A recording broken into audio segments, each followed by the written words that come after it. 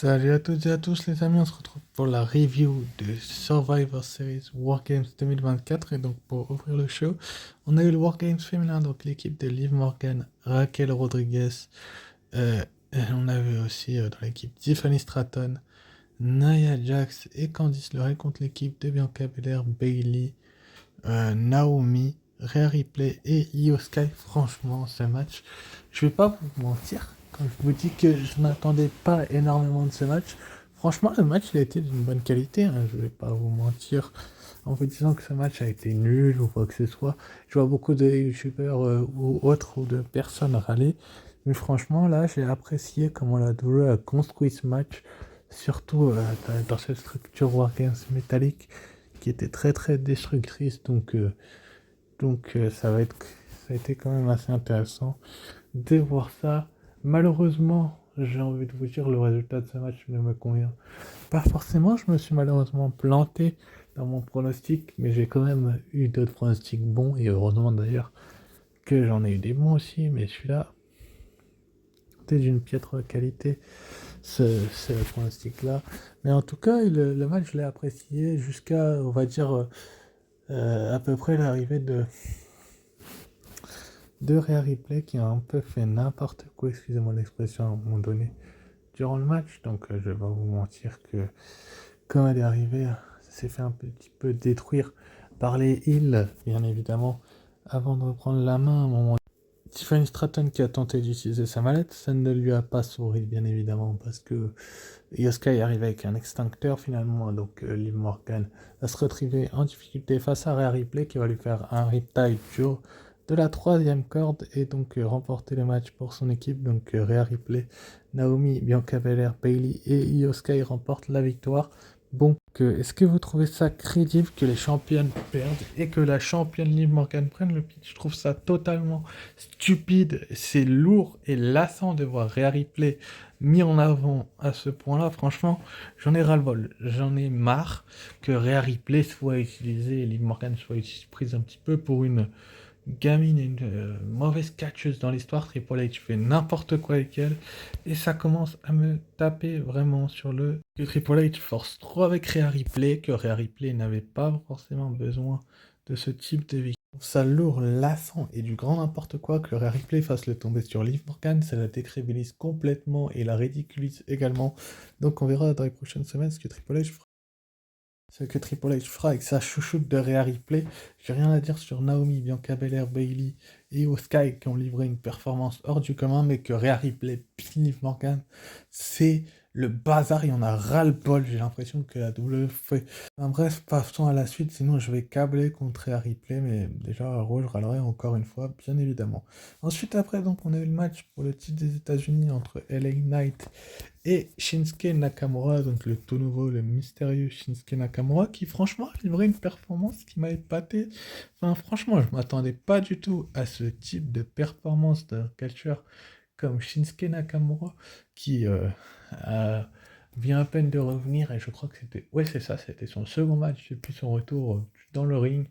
Et franchement, LA Knight a eu un très bon règne, on va pas se mentir, il a porté la sorture et la division d'une très bonne manière. Et on a un Shinsuke Nakamura qui maintenant va faire de même, je pense. Mais franchement, j'ai aimé la qualité du match. Je vais pas vous mentir que j'ai préféré largement ce match-là que le Wargames féminin, alors que le Wargames féminin, j'en attendais beaucoup. Mais bien évidemment que j'en ai un petit peu trop attendu. Je trouvais que c'était trop tôt que Nakamura gagne le titre, donc je me suis planté encore une fois dans mon pronostic, mais il a quand même gagné le titre et je suis quand même content pour lui. C'est un catcheur de devenir qui a besoin d'être mis en lumière. Et je pense que dans les prochaines semaines, la WWE va le mettre en lumière et va continuer à délivrer des performances hors du commun. Et forcément, Kellen Knight n'a plus besoin de la ceinture. Franchement, il a porté le titre pendant un bon petit moment. Et là, cette fin de règne a été peut-être le moment parfait parce que le Royal Rumble approche et Ellen Knight fait partie des favoris.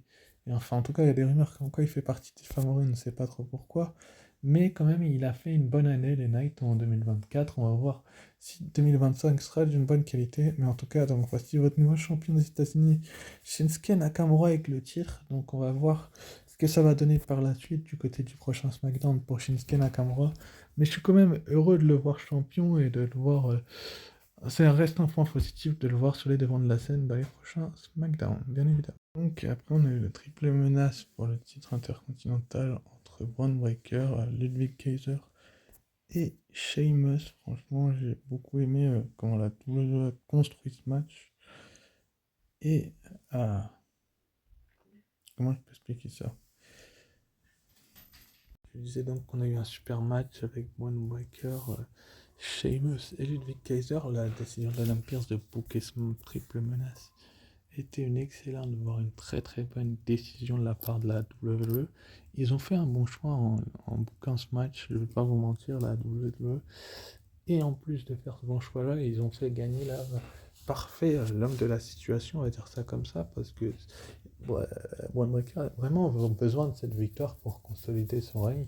Donc je suis quand même assez heureux de le voir gagner ce type de rencontre, ce type de combat. Donc bien voir par la suite ce qui va se passer, mais quand même la victoire de Braun Breaker pour moi est une des meilleures victoires qu'il a remportées ces dernières semaines. Ça le reconsolide en tant que champion intercontinental, lui qui a récupéré le titre derrière Maven Jauso du côté d'un Raw.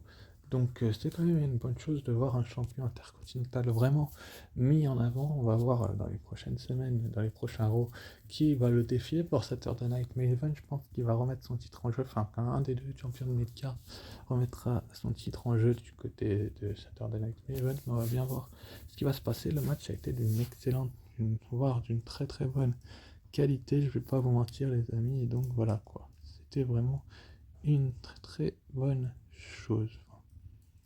Bref, victoire de Braun Breaker qui pour moi avait besoin de cette victoire-là, donc on va pas se mentir.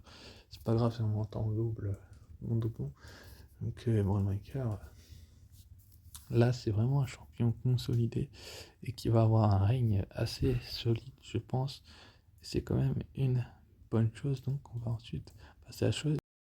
Ensuite, après, donc, on a eu le match pour le World Heavyweight Championship, donc le quatrième match. Donc à ce moment-là, j'étais à deux mauvais pronostics et un bon de Gunther contre Damien Priest. Gunther avait absolument, impérativement besoin de cette victoire-là et il a livré une performance face à Damien Priest qui s'est un petit peu fait.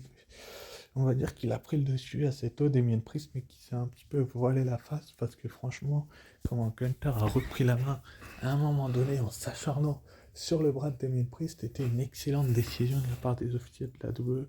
Cette prétendue blessure dans le storytelling du match était vraiment la décision à prendre de la part de la WWE. Ils ont pris la meilleure décision, j'ai trouvé.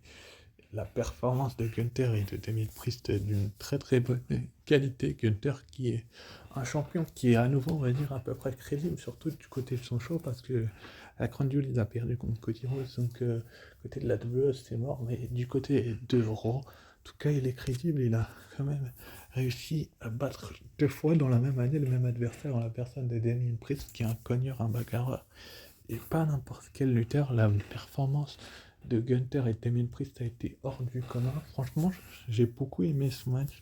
Je vais pas vous mentir que si je devais re-regarder le show, ce serait peut-être l'un des matchs avec le match pour le titre intercontinental et le main event que je reverrais, parce que le reste c'était pas folichon.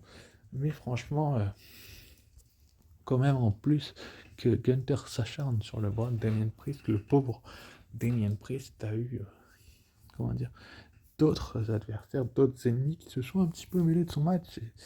C'est pas faute de l'avoir prévenu. Finn Balor va arriver à lui mettre un coup de grâce du haut des escaliers sur le bras, puis il va le remettre sur le ring et Gunther va en profiter pour faire son sleeper hold. Franchement, c'était peut-être la meilleure décision à faire que cette intervention de Finn Balor. Est-ce qu'ils vont se raffronter à Saturday Night Main Event? J'ai pas spécifiquement envie de revoir cette rivalité, donc je vais être neutre. Mais quand même, là, voilà l'image de Gunther avec son titre d'ailleurs. Ça reste à voir, et donc Gunther, toujours champion World Heavyweight, c'était la meilleure décision à prendre de la part de la WWE.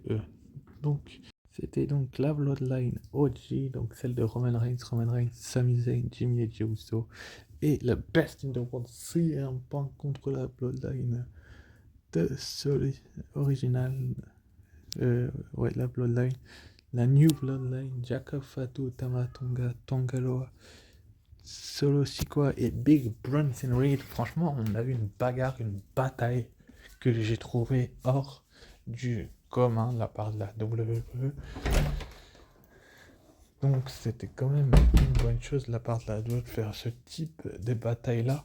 Mais j'ai quand même quelques contradictions à avoir dans ce match-là. C'est que j'ai trouvé le match pas hyper rapide. J'ai trouvé quand même que Roman Reigns il catch bien, hein. Je vais pas vous mentir, je vais pas le critiquer, il catch quand même assez bien, mais il pourrait quand même faire attention et catcher un petit peu plus vite. Mais bon, on sait qu'il a sa maladie, etc. CM Punk, n'en parlons pas, il a livré une performance hors du commun. Les Usos également, Sami Zayn a été un petit peu éclipsé dans ce match et je trouve ça quand même assez décevant. Ça a été pour moi le plus décevant de l'équipe de Roman Reigns. Que dire de Tama Tonga et Tongaloa de l'autre côté qui était pour moi pas assez destructeur. D'ailleurs, c'est Jacob Fatu, Bronson Reed et Solo Sikoa qui, pour moi, ont été les meilleurs de l'équipe des Heels. Et ce n'est pas un hasard s'ils l'ont été. Je pense que la WWE a bien fait de faire les choses comme ça. Donc, je suis quand même assez heureux du résultat de ce match, je ne vais pas vous mentir. Mais je pense que la victoire est loin, très loin d'être terminée entre Roman Reigns et Solo Sikoa. Vous verrez ça au prochain SmackDown, voire au prochain Raw. Pour ce qui est de Sami Zayn. Donc cette nuit, mais on verra bien. Mais franchement, Solo Sikoa à la fin va se retrouver seul. Il va se bouffer un super kick des Usos, c'est ça, de Jimmy et Jay. Un double super kick qui va se retrouver dans le coin. Et le kick de Sami Zayn. Sami Zayn va envoyer Solo Sikoa sur CM Punk, GTF. Roman Reigns va enchaîner avec son spear. Et 1, et 2, et 3. Et donc l'original Bloodline, la vraie version de la Bloodline, est le meilleur au monde. Si M. Punk va remporter ce match et cette guerre. J'espère que la Bloodline va bientôt se terminer. En tout cas, ce qui est sûr, c'est que Roman Reigns, pour moi, n'a plus besoin d'être en rivalité avec ce c'est pas une mène de victoire à une. Donc, pour moi, Roman Reigns doit remporter cette rivalité. J'espère que c'est bientôt terminé et que ça se terminera du côté de Saturday Night Main Event avec un match entre Roman Reigns et Solo Sikoa pour le Hula Fala. Ça pourrait être une bonne décision de la part de la WWE. Donc là, on a la célébration de Roman Reigns, Jimmy Uso et Sami Zayn, donc l'original Bloodline et CM Punk. Donc cette célébration qui est quand même pour moi l'une des meilleures ces derniers temps à la WWE, si ce n'est la meilleure, donc on va pas se mentir, en se disant que CM Punk et la Bloodline originale a quand même livré une grande performance. Là, on a encore leur célébration avec Paul Heyman. Maintenant, c'est à voir le deal qu'il y avait entre Roman Reigns, Paul Heyman et CM Punk. Bon, pour ce qui est de la note du pay-per-view, je mettrais un bon 15 sur 20. Ça a coûté quand même un excellent pay-per-view. Je vais pas vous mentir et j'ai hâte de voir la suite. C'était forcément ce main event un point positif et j'ai hâte de voir la suite pour CM Punk. D'ailleurs, on va le savoir assez rapidement cette nuit. Du côté de Raw, c'est CM Punk, le meilleur au monde, qui va ouvrir le show. Donc, on va bien voir qu'il aura à nous dire. Il n'est apparemment pas blessé d'après les news, mais est-ce que c'est lui qui va défier Gunther le prochain? Ça pourrait être intéressant, je vais pas vous mentir. Donc on va bien voir ce qu'ils vont nous annoncer. On va également fêter les 10 ans du New Day, donc Kofi Kingston, Xavier Woods. Est-ce que Big E sera là pour cet anniversaire là?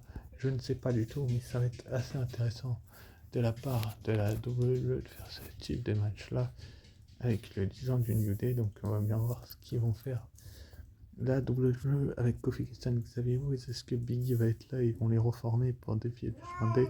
Faudra voir. On aura également donc R-Truth contre Pete Dunne. Dunne ou Dunne, je sais pas comment on dit, mais ça va être là aussi un match très intéressant. Chut, un match très intéressant.